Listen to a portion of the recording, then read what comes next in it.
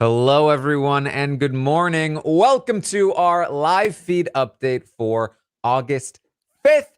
I'm your host, Taran Armstrong, and I'm here today to update you on everything that happened yesterday on the Big Brother 25 live feeds. It was day 34 in the house, and we had a little bit of a last-minute scramble before the replacement nominee was named. Some more shifting in the overall strategic landscape. We had a Labor Day party, a dinner date that went terribly wrong, and plenty more to talk about. Or sorry, September 5th. Yeah, I said August because it's still ridiculous that we're in September. This is September 5th. But with me to talk about everything that happened yesterday, day 34, which was September 4th. I don't know why I always say the day that it's doing the update, not the day that we're covering, but that's the weird thing about these updates. But with me to talk about it is Maggie. How you doing, Maggie? Hi, Taran. Hi, everybody. I'm really good. I'm happy that yesterday was, a little bit calmer. That for you specifically, Taran, there were a couple hours that the fees were down for a party. Nothing to like the house had that last minute scramble, but the entire layout of the game didn't cosmically shift overnight only to shift back and for you to come on here the next day and be like, hey, everything that I talked about yesterday doesn't matter anymore. Mm. So yeah, let's have some fun. Let's chat. Yes, it was a little bit more of a quieter day. That we did have the feeds were down for a couple of hours for the Labor Day party. I finally got to watch, the Wheel of Time, and I tweeted about it. People were like, how, Taran? I'm like, the feeds are down. What do you mean, how? um, I'm so happy for you. Like genuinely. This is not it's me so being good. It's like such a good season. People were so mean about the first season. I think it was way better than people give it credit for, but the second season's even better. Watch the Wheel of Time. All right. So the day before, day 33, of course, we had seen, Target Roulette was spun up. It was running around. It had landed on Jag, but it was maybe moving around in a couple of different places. The Seven Deadly Sins Alliance got together and they decided that they were going to Jag was volunteered by Blue on the block. And he accepted it. He said, yes, I will go on the block, says Jag. That's fine with me. Ultimately, after being pressured into it by the entire group. But now he's feeling somewhat confident. He's feeling, okay, well, I'm on the block, or I might be going on the block, but hopefully I'll be good. So that's what the plan is heading into today, the day of the veto ceremony, day 34. Is that the plan is for Jag to go on the block and for Jag to be targeted and be sent home, even though he doesn't know it. yeah, because nothing builds trust with your allies more than them putting you up on the block. Like that shows just how much you trust them. That genuinely, I think, is my least favorite Big Brother trope. That's like it's a great way for us to build trust. Is you Mhm. go on the block even though we're in a 7-person alliance and there are 13 people in the house, like so many other people that I could use, but it'll show how much you trust the 7-person alliance. I mean, hey, it's like, people do the trust fall thing. It's a little bit like a trust fall now. Yeah, and I guess you don't know until your head smacks the ground that nobody was there to catch you. It's like except, it's like ex- doing a trust fall where you get $750,000 for letting the person drop.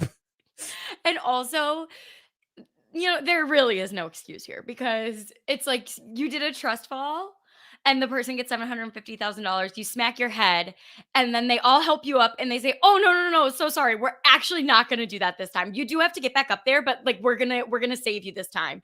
And then you fall again and then you smack your head again. Like that's exactly like I can't Jag is truly like one of the men in the house that I adore. I want to hang out with Jag in real life. Like he seems like such a great guy and he just is so lost in this game. He just has oh god.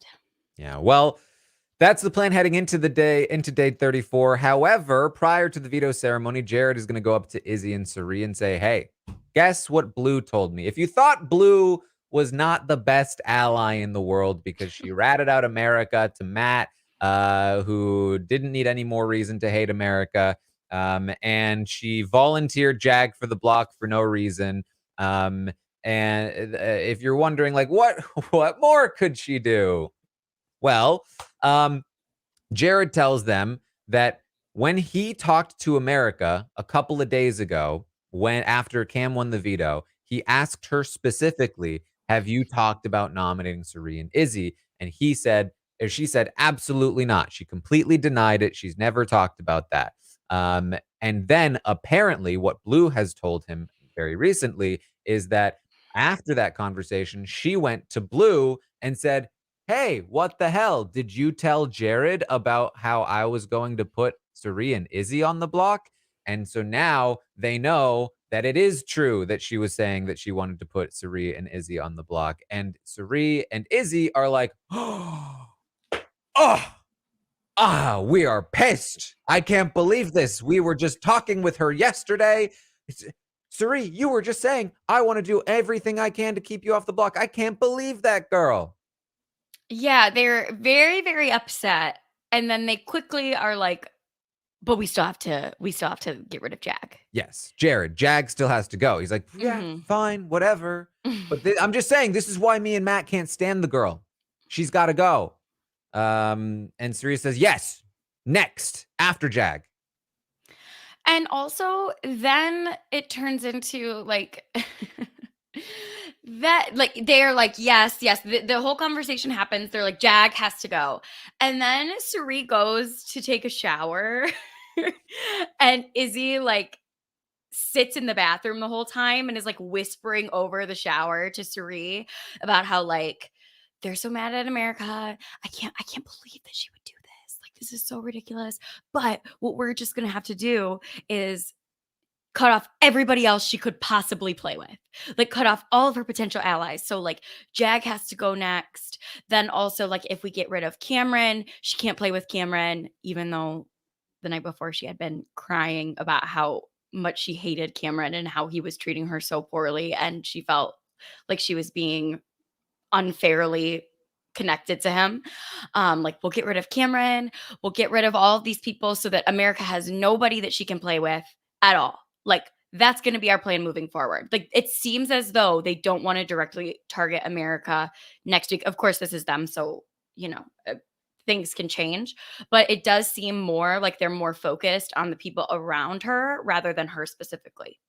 Yeah, Jared very much wants to target America. He wanted to target America this week, basically was talked out of it by Cirie and Izzy. Cirie, after hearing this, I think was very much like, yes, America next. Izzy is the one that was like, well, guys, does it need to be America next? Because, hey, we still have Cameron to deal with. And, hey, once Jag is gone, America is going to be forced to play with Corey only. And that's good for us. Except, wait, do we think Corey knew about this? Because how could Corey not know about this? Like, because, hey, Cirie, just so you know, Corey also told America about his brother. So he's like, oh, why? And she's like, if she's close enough to know about his brother, then there's no way she's not telling him about this plan. And they're like, okay, so Corey must have known and he's not telling us. Like, that's not good. But Izzy's like, I do kind of trust Corey, though. I feel like maybe he told me that when he asked her about it, she denied it up and down. So I'm not sure. We're not sure. But the America threat, Izzy advises, is nullified once Jag leaves. And so she is very much trying to like turn down the heat on the America target. But she does say, I was just talking to Corey about how we can leave America in for so much longer. That's definitely not the case anymore. You know, once Jag and Cameron are gone, you know, we definitely need to start looking in that direction. But Red first too, probably. Jag, Cameron, and Red, then America, I think, says Izzy. Yeah. And you know, like I do think that this is gonna be interesting for you guys to talk about on the roundtable tonight. The way that like people can fall out of good graces with these people so quickly, but the way that they can fall back into good graces with them just as quickly because other people are falling out of good, like they consistently need somebody that they're shocked and baffled would have gone against them like this. Like they need a target that is like they betrayed us and we just found out about it. And like their version of betrayal is, every little red flag, which understandable. When you're playing Big Brother, you have to look at all of those red flags because those usually point to the very big red flag that they are onto you and targeting you. But like Corey, this time last week, we were like, oh my God, he is like second or third target. And now he's like fifth or sixth target. He's figured out throughout the week a way to get himself sort of back into the good graces, at least for now. It's target roulette. Yeah. It just spins and spins, and where it lands just depends on when the ceremonies happen. Because if Yep. this information had gotten out a day before, Mm-hmm. I bet you America's on the block right now. Mm-hmm. And so, there's nothing more illustrative of this than the fact that Cirie, via Matt, used the power to save Jag, and now is the most fervent anti-Jag person in the house. It just spins around. And Now, there's a lot of people who have been this information has been out there, like, oh, well, Corey is the one that told Jared, who told Izzy and Cirie that America wanted to target them. To my knowledge, that's not really true. I believe that Corey talked about how like America could do these things, might do these things. I think that when he talked to Jared, he talked about like America could be the person that takes that shot for us, but never explicitly said like, to my knowledge, America said she wants to nominate these two people next week. And that's why they are so like oh, well, we didn't know that this was the case. We didn't know that she'd actually said these words. And that's why Corey had also been like, we're working on getting her in with you so that that's not a thought in her head anymore, so on and so forth. So like this information is new to them, that she was actually talking about it. And that's why they're freaking out. yes. And then very quickly, because this is also something that is frustrating about this house. Like, we're 30 something days in. I know I'm like preaching to the choir with you. Like, the first thing that's really frustrating is they do all of this scrambling and it never turns out to change anything. Like, it's just like a lot of like, it feels like same old, same old. Like, here we go again. We're getting on this hamster wheel. They just need to run themselves ragged. And then they're like, okay, fine. Let's just go back to the way it was before. The second thing that is annoying to me watching them is nobody can hold on to anything for more than a second, because immediately we pop back on the kitchen and Jared is telling Corey, like, yeah, well, Blue told me that America said, and he's like, what? She said that to you? What is she doing? Like, what is she thinking? And it's like, oh my goodness. Now this is going to be the story of the rest of the morning. And we're going to have to listen to Corey do the exact same damage control he did last week. And it's all just the same thing again and again and again. Mm-hmm. So that's kind of where they're at, heading into the veto ceremony. But luckily, it was very shortly before the veto ceremony happened. So by the time it does happen, the plan is still in place, and Jag is nominated as the replacement nominee. He is now up against Red, and one of them will be leaving. And of course, immediately following the feeds coming back up, Izzy and Jared are talking about, so which one should we vote out? Jared doesn't want the decision to be locked in yet because he wants to make sure they're considering all options. And what did we talk about? I remember when we were covering Big Brother Canada 9 and we were talking about Jed, Ty, and Beth, and how I remember specifically watching this conversation between them on feeds when they were waffling back and forth about what they were going to do. And Beth was like, we always look at all options. We always look at all options, and that's why we've gotten this far. And you and I had the conversation where like, actually, it is good to look at all options, but like, shh about it. Like, it makes you seem so unreliable, and it makes people not take you at your word. Exactly. But like, it's actually, I do agree that you do have to consider all options, but I am so firm in the stance that once you know what you're doing, you plant your flag. Like, and then you get to work on rebuilding those social bonds that you sort of destroyed throughout the week. That's the classic soundbite from BB25. Yes, exactly. And It is very like you saw Cirie doing it yesterday too. I don't want to jump too far ahead. This is just a short little conversation, but she goes up to Red in the kitchen and is like, we got the votes. You're all good. Like, this is going to be an easy week. Chill out. Don't worry about it. And Red is like, thank you so much, and gives her a hug. And so they say, I love you to each other. And she's like, I got the votes for you. And he's like, even if you couldn't get the votes for me, I would still love you. And she's like, don't even talk like that. Don't even talk like that. And that's why Red has been in Cirie's pocket this whole time, because that's what you have to do in order. Like, Cirie is the person who understands that even if you're waffling back and forth, which obviously she has been, and the target roulette has been all over the place, you have to make people feel like you are on their side and you have never wavered. Did some people, did you hear the soundbite, Maggie? It was really quiet. Okay. I did hear it, but it was very quiet. Let me try one more time. We'll go louder. Oh, we could, couldn't we? Maybe. That was a little louder. I don't know what's going on with my sound bites. I apologize, everyone. Anyway, they're talking about the vote situation. And Izzy says she does still think Jag is the move. She thinks that that's the better call, but there are some considerations. One in particular is like, how do they deal with the fallout? How do they deal with Matt? And the fact that Matt's going to be upset about them voting Jag out. He still thinks that Jag will stay. That's not something that they have an answer to right now, but it is something that they need to consider.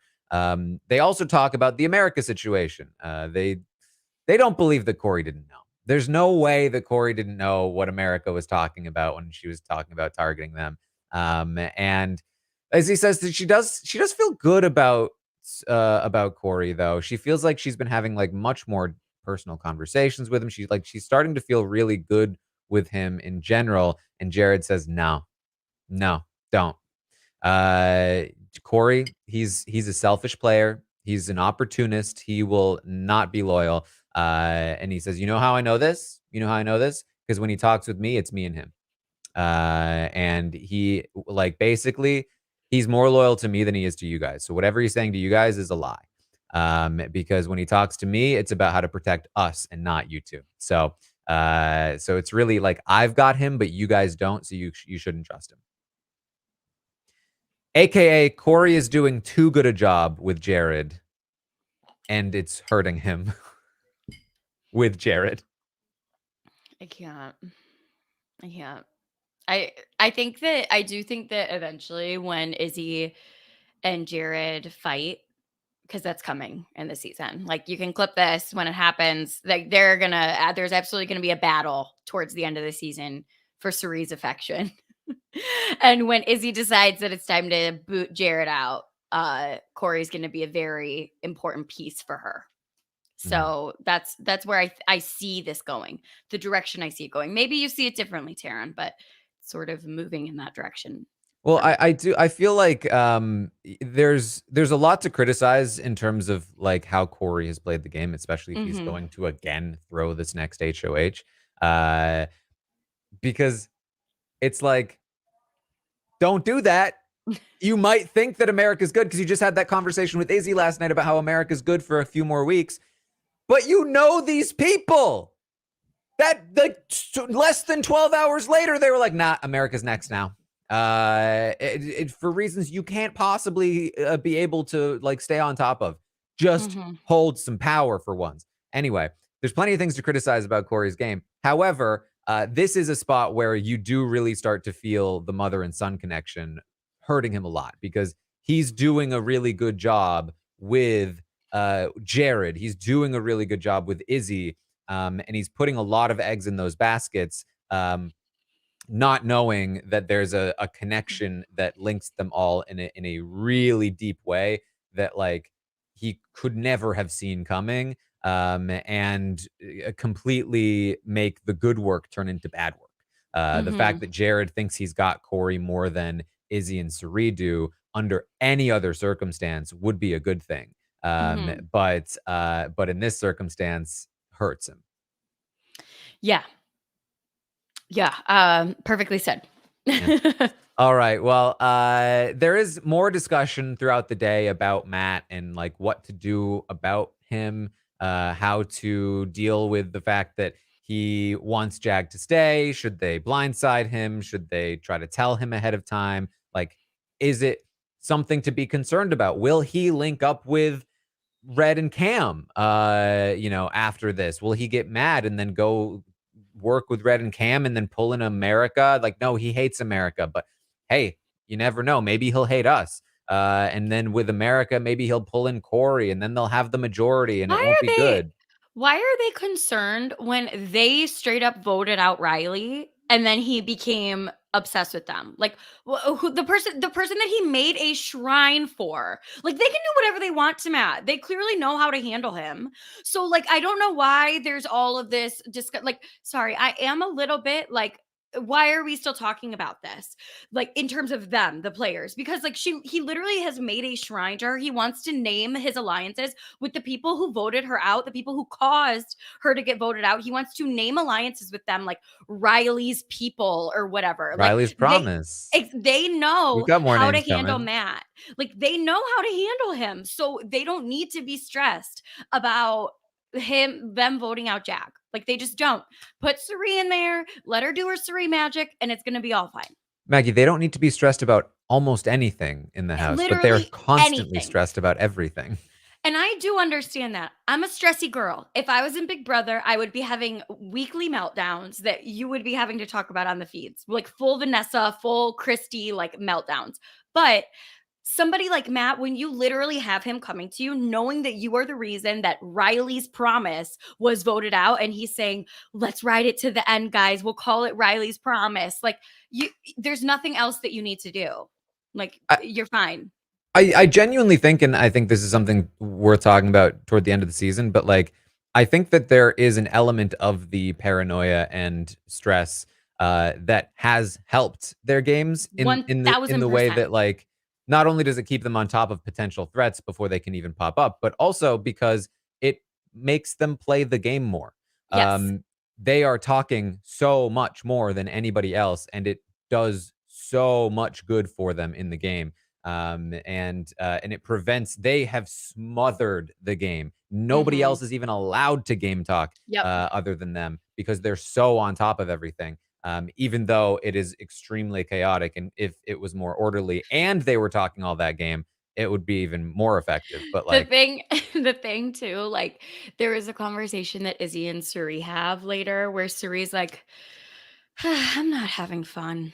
And Izzy's like, we got to change that. And she's like, no, I'm here. I'm going to see it through. I'm going to win my money. You know, like that's what she's saying. She's like, but this is not fun. This is not fun. And I understand, like I empathize so much with that because we are exhausted. You, Taran, are exhausted. It's only day 30 something. Can you imagine living it? How exhausted you would be? Cirie continues to talk about this being much harder than Survivor. Izzy was like, I'm having fun. This is fun for me. Well, of course, it's fun for Izzy. She's getting to like play the game, like bolstered by the power of Cirie. Yeah, and things are going great right now. Wait until Izzy's on the block, then we'll see how much fun she's having. I only say that because I like deeply see myself in Izzy. I see myself in all of these like rabid gamer squirrel players. Like I just said, the Vanessas, the Christies, the Izzies, like the people who, when things are good, they're like, this is awesome. But when things are bad, like it's gonna be, it's just going to be perfection on the feeds. Izzy, when she's on the block, it's going to be so good. So like, I am obviously just loving watching Izzy play. I think that she's so entertaining, but she is a lot. She is a lot. All right. Yes. Well, Corey's going to have a long conversation with Mimi. This is becoming a regular thing. Usually they're talking about personal stuff. She's talking about her students, and how her students are like, you have a man? We didn't know you had a man. And she tries to not talk about her man to her students. And just lots of stuff, and they're like joking around, they're laughing, like they get along. It's definitely made a lot of progress since the beginning of the game, where Corey was really trying to build this strategic connection to Mimi, And like she'd literally just roll her eyes every time he left the room and then would rat everything out immediately to Cirie. They're not really talking a lot of game, so there's not a lot to rat out, but she hasn't seemed to be operating under the same sort of antagonistic approach to Corey that she used to. And she hasn't been like just completely ratting him out and at any given opportunity from what I've been able to gather, given that she's not really on the feeds all that much. So it's just worth talking about here that this has been over the last like week, basically, something that they've been regularly getting together and having talks. And they do occasionally touch on some game. They both mentioned that like they would both like for Jag to stay this week. Mimi has had good conversations with Jag. She was on board with keeping Jag last week. And again, would prefer for Jag to stay this week. She doesn't have any relationship with Red that's like very good. Or at least like that's sort of what she's supposed to say. And she's also, talked with Felicia about expressing some concern about Cirie's relationship with Red. And so it makes a lot of sense that Mimi might feel that way. But they both know that there's nothing that they can really do about it. Corey even expresses that he knows he pushed a little too hard to prevent Jag from going up on the block. And so now he needs to just kind of sit back and let things happen. And this is also like this type of relationship would benefit so much from a Corey HOH. Like this is why what you're talking about, like the value of winning these competitions, like if Corey was HOH and could have these types of strategic talks with Mimi while he's HOH, while he's wielding power, listen to her, show her he really values her opinion and can do something with her opinion and what she wants to do, I think that this would go a really long way for Mimi. Yeah. I mean, I said at the beginning of the game, the Mimi America Corey connection could be so valuable for Mimi, whether it's one of them or both of them. And now that they're in a Showmance, they're a little less valuable, but like still, like Mimi is in a position, I think, where if she genuinely like moves in to talk with Corey and America and like tries to use Corey and America, I think Mimi wins. This is a game-winning move. Yeah. To say, okay, I'm going to work with them to take out the core, like to shatter the core of the group I'm working with. Because if that happens, they remain the big targets, and they probably get sniped out anyway. And Mimi's now sitting there in a really good position to win, having made a huge strategic move, being up against like competitors that are going to have a hard time beating her. Like, I really feel like this is the move for Mimi. We have not exactly seen that she's been super active in moving in that direction, but I don't think it's impossible, but it's just so hard to see. And I don't know what her plan would be otherwise if she really is just planning to go down to the end with like the brown sugar babes. But we'll see. But this connection exists, and America has also been talking with her, and they really feel like they want to make another attempt at pulling her in. And I know that like I just think Mimi, and again, this is probably more of a roundtable discussion for tonight. I could see if they start talking about really going after Felicia, I could see that perking Mimi's ears up and being like, okay, it's now I got to figure out what my options are, because she is very loyal to the brown sugar babes and Felicia is a big part of that. So I agree that it is way too early for her to go against them now. But I think that keeping those options open, keeping Corey and America there, having a great relationship with them and, like riding that out and keeping it open without ratting out Corey and America and getting them targeted, I think is the right move for her. But it's going to be interesting to see what she does down the stretch. I know she hasn't been super active, and I'm really hoping that it's just because she's doing the Dan Giesling, let's lay low for the first little bit and then turn it on later. Well, that's not really what Dan was doing, unfortunately. Well, that's what he always says to do on Twitter. It's always what he says to do on Twitter. Cirie is going to talk with Red. You already mentioned this a little bit, that she's saying, hey, I've got you. I'm not going to let you leave this week. I'm going to do everything in my power to make sure you stay this week, Red. And don't worry, everyone's on board to keep you. Well, except for maybe Felicia. But don't worry, I'm working on Felicia. And Red's like, Felicia. And he goes to Bo and he's like, Bowie, Felicia's campaigning against me. But don't worry, Cirie's got it covered. No, Cirie's gonna make sure I stay. no, Red, no. That's Bowie. With that, I couldn't tell if that was Red or Bowie. I couldn't tell which accent you were going for there. Oh Lord. So there's a dinner date being planned. Jag and Matt are gonna have a dinner date. Corey's whipping out his pink suit. And they're gonna have this nice dinner date, except as they're prepping for it, the feeds go down for the Labor Day party, which kind of interrupts the dinner date plans, and they don't have a proper one. But when the feeds come back, or after the feeds come back, they've had a little bit of partying going on, and we're gonna have some more conversations. A particularly funny one is Cam and Corey are going to talk.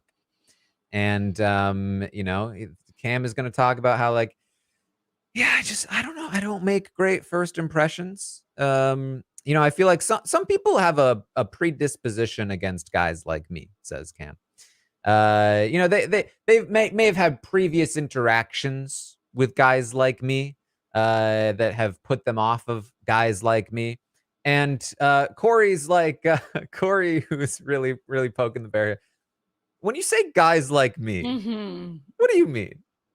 What are you trying to say? Because Corey knows what he's trying to say. And he's like, oh, I played sports. I'm a vet. Yeah, I'm like a normal person. And I'm like kind of like goofy. Like people just think that I've had everything handed to me. And so, that's not me. That's I'm not that guy. Like what I'm trying to say is like, like who's the other white guy in here? Matt. Like it's like Matt. Like Matt had to prove he wasn't the Golden Beach Boy, like these predispositioned thoughts against us normal dudes. It's something that we have to deal with. The only people in the house who are experiencing people's predisposed thoughts on them and making them a target are people like Cameron, and not the people he's actively doing it to, like America and Riley. Yeah. Maybe you didn't have to deal with it as much, Corey, as the other white guy, because you're so young that you haven't people can't blame you for anything yet. And also I feel like you were upfront about oh, I was kind of an asshole when I was a kid. The thing about me is that people don't think I know that I can be viewed as a cocky asshole. They think I'm unaware of it. Well, I'm so glad you're making us aware right now, Cameron. Thanks for the chat. Corey's gonna bring this up later to America. He's like, Cameron was like, people like me, and then the feeds guy. So that was interesting. Listen, Cameron, he's got so much he has to contend with. There's so many predisposed thoughts about who the he world is. The world is really, really hard for a guy like him. Yeah. No, he did not say white guy. That was me. I added that in. I added the what was between the lines to be explicitly stated. Also, just so nobody clips this and is like, Maggie's feeling bad for him. That was sarcasm. That was sarcasm. What I just said was sarcasm, everybody. Cirie, Izzy, and Felicia are going to talk. Something else that they talked about earlier in the day, I forgot to point this out, is that they were also saying, you know what else? America said our names. You know what else, though? She came up to me. She was like, I'm fine with Jag leaving. And it's like, what? How did she know Jag was leaving? Corey must have told her. Because Little how else rat. would she have known? Mhm. We didn't tell her. So how could she have known that Corey was leaving? Oh, wait a minute. Wait, no. Izzy says, wait, Matt told her. Wait, no, but Matt doesn't know that Jag's leaving. No, Matt told her that he was going up. Okay. But who told her he was leaving? It's got to be Corey. And then later in the day, Cirie, Izzy, and Felicia are talking. Cirie is like, oh, Felicia, I almost forgot to tell you. This America, she already knows that Jag is leaving. And I'm just like, how do you know that? And Felicia goes, oh, I told her. So he's like, ah! Felicia is the love of my life. The longer she stays in the house, the better the game is.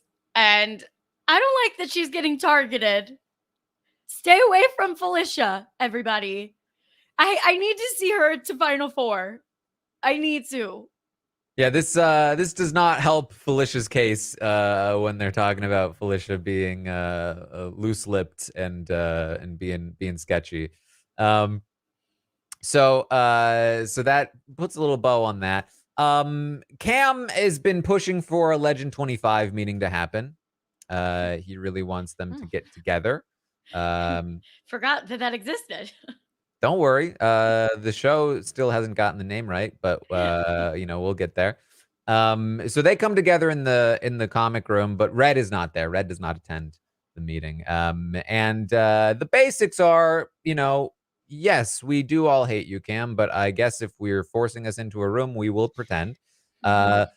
Stick to the plan. Do you remember the plan? The plan. Blue in America was the fake this one plan, right? Blue in America. They're the noms next week. That's the plan. And hey, listen, we're a family. Families, they squabble. They fracas. But they come back together. And they're all good again. And Cam's like, tell that to Red. He didn't say that. That was me. So they have a little meeting. Yeah. You can tell I love talking about this stuff. There's so much to say about Cameron's fantastic strategy. So Matt and Jag eventually do have their dinner date. Late into the night. They're going to be chatting for a while, chatting about how, what they're going to do next week when Jag is still in the house, and plans for next week. And Matt's, they're talking about the boys. The boys, not the show on Amazon, just the boys, the bros, hanging out with the boys, and Matt's like, oh, hold on. I have a perfect quote for this situation. There's a saying. I think Dan Blazarian said this. Dan Blazarian. I had to look up this guy. First result on Google was a quote by him. Feminism is bad. So that's where we're starting. Dan Blazarian. No. Wasn't him. It was Andrew Tate. Andrew Tate was the one that said this. It was like something like, boys are so simple. You just need to get 2, 3, 4 of your boys. You don't need anything else. It's a good day. As long as you're with your boys, it's a good day, says the guy, Andrew Tate. He goes on to say, and you might be thinking, that quote, harmless, right? Just a broy, kind of silly, kind of broy, boysy quote said by Andrew Tate. Pretty icky. But don't worry. A guy that is quoting Andrew Tate is also a guy that's going to talk about Taylor in a weird way. Also a guy that's going to use the B word. And if you were worried about this quote being too benign, don't worry. He's got a follow-up. He says, the reason why that quote works so well is because anytime I'm with the boys, it's a good time. And if I'm upset about a girl, if I'm with my boys, I don't even care about the anymore. I don't even care about that B word anymore because I'm with the boys.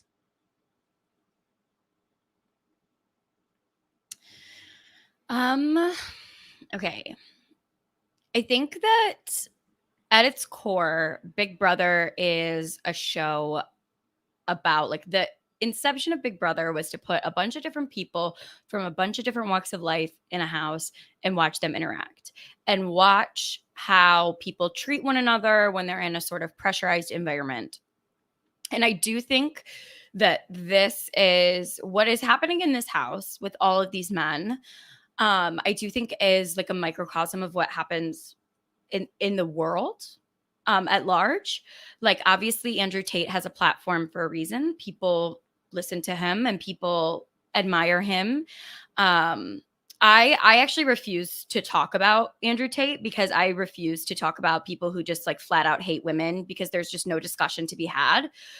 So I'm not going to get into that. But what I will say is that like the things that are being said in the house, the behavior that we've seen displayed, and the way that the women are being spoken about, I think just goes to show that like this is the way that this isn't just an isolated thing in the house. You know, this is something that women deal with every single day of their lives, in work settings, in friendship settings, in family settings, and every single setting that there is.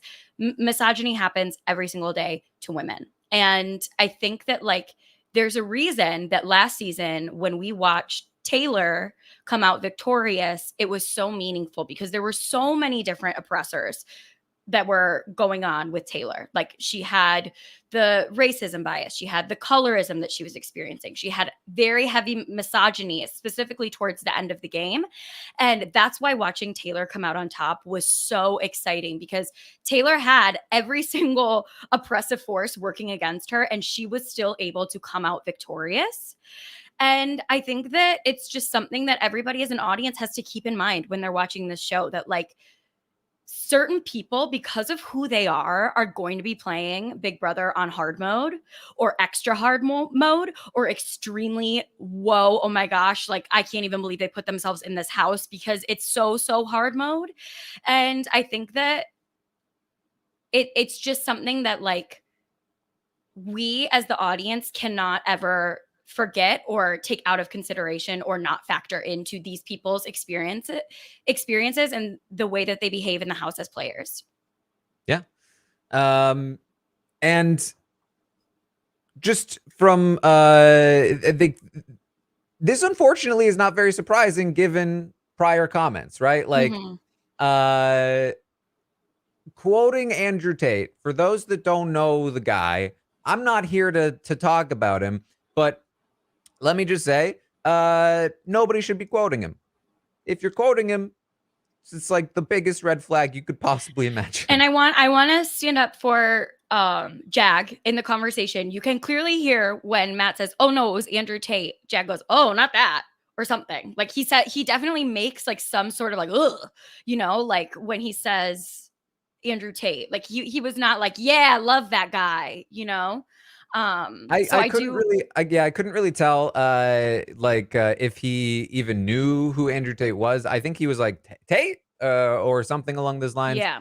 It sounded like it could have been one of those things where he doesn't actually know who he's talking about. But you know, if you do know who he's listen, friends don't let friends Tate. All right. That if your bro is tating, you need to be very firm. You need to be like, whoa, bro. We don't get into that Tate stuff. That's no good. You no, don't be like, oh yeah, that's a quote. Haha. No Tates. Yeah. Like I said, I don't like to even discuss. I don't think he's a person worth platforming or discussing. Obviously, it happened in the house, and like completely agree with you, Taran. Friends don't let friends Tate. I do think that there's like so much more there, and I do think that we should probably move on. But yeah, I think that it's just something that is unfortunately a huge part of our society that we live in, and Big Brother is a microcosm of society. So let's move on because Matt's going to move on to Riley. Man, the fact that we only knew Riley for 2 weeks, but we miss her so much, you know? It helped. It helped that she went out with that information, though, you know? Because if she hadn't told me to work with Cirie, I probably wouldn't have. I didn't know Cirie at all before she said that. You know, but now look at me now. Happily playing as Cirie's minion. Thank you. And it's so interesting because I really did, like, I was like, Cirie should not get rid of Riley. She should not get rid of Riley. Riley is so loyal to her. She's like, Cirie is my mom, you know, like she should not get rid of her. And oh my gosh, it was the right move for Cirie. Like, never doubt. I'm never gonna doubt her again. Cause I mean, I probably will, because this is a discussion podcast on gameplay. But like, the way she was able to finesse that and like make Riley be like, my love, Cirie, goodbye forever on her way out was just like brilliance. The social ability that she has is unmatched. And they talk some more about the name, you know? Matt really loves the Riley's Promise name.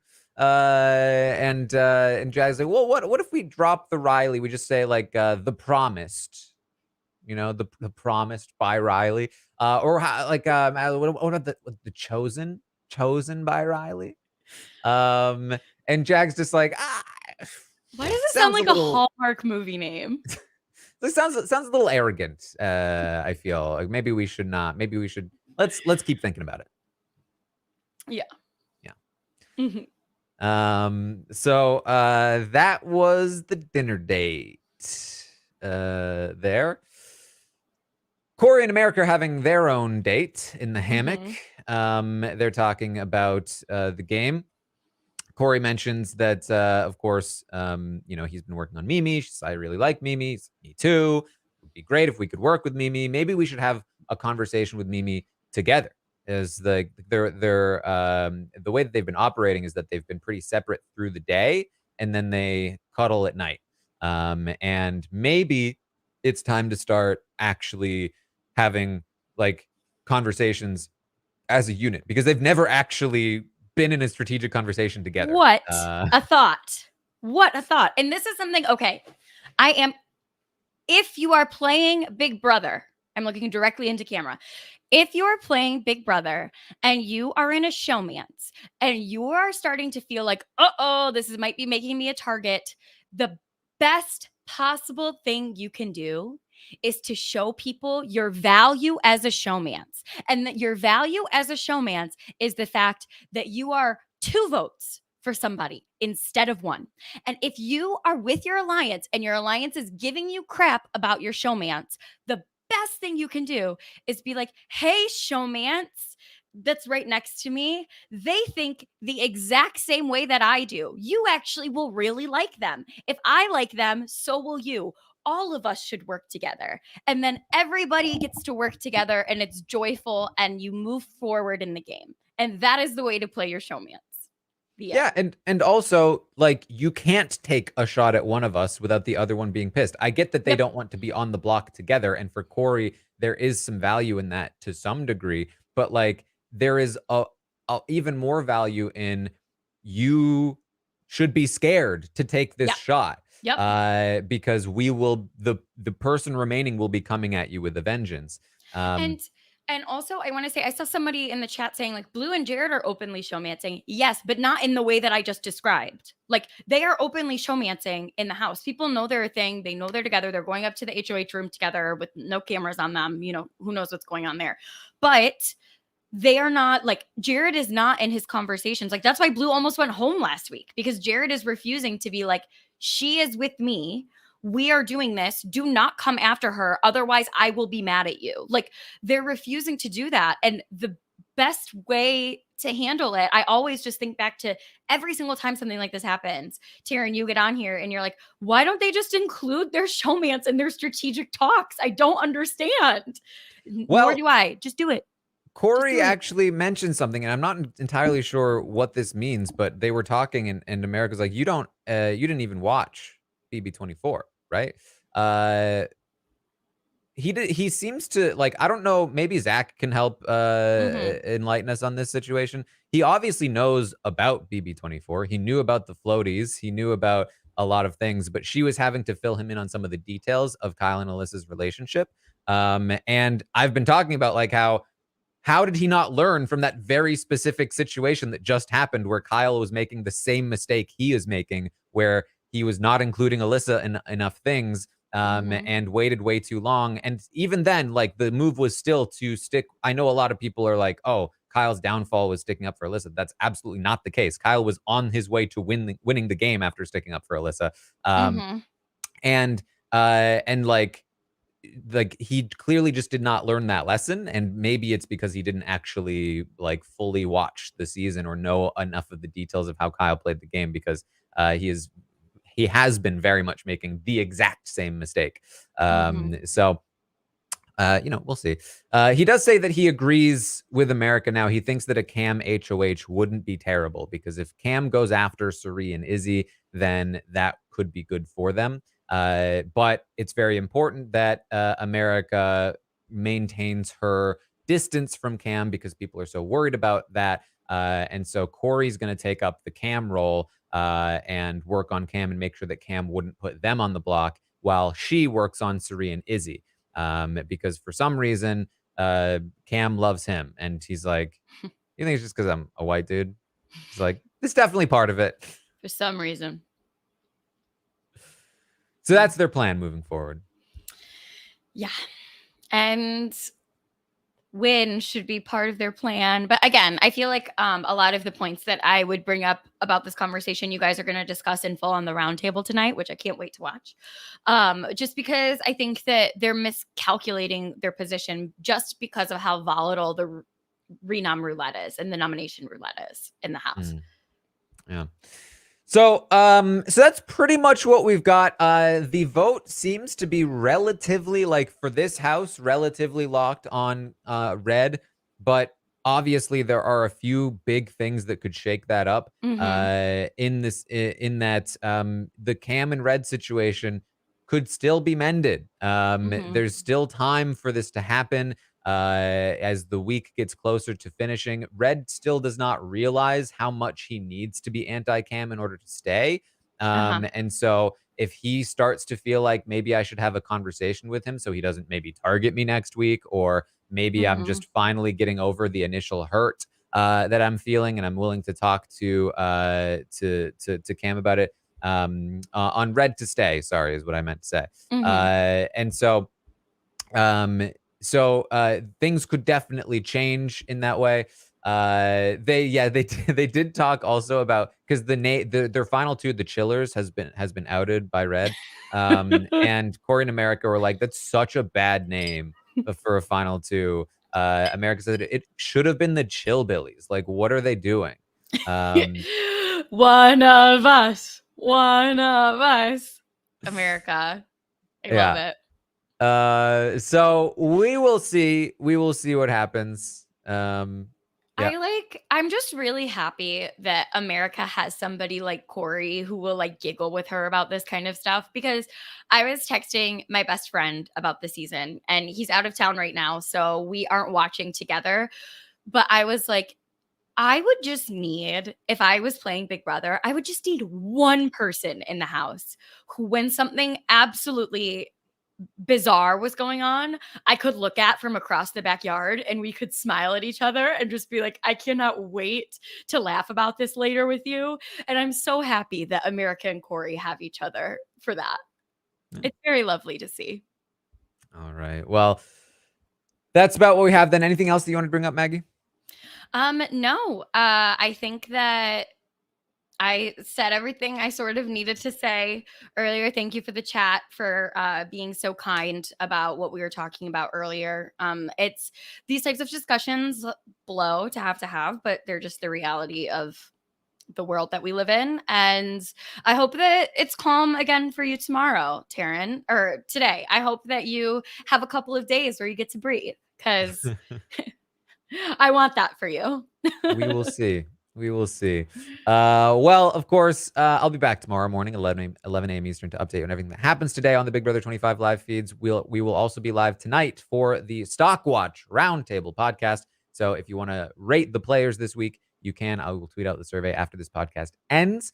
And that is pretty much what we've got for you. Of course, tomorrow night we'll have another episode. I'll be live on Twitch, twitch.tv/Taran Armstrong. If you want to come and hang out, watch the episode with me over there, you can. And that's about it. Maggie, what do you got going on?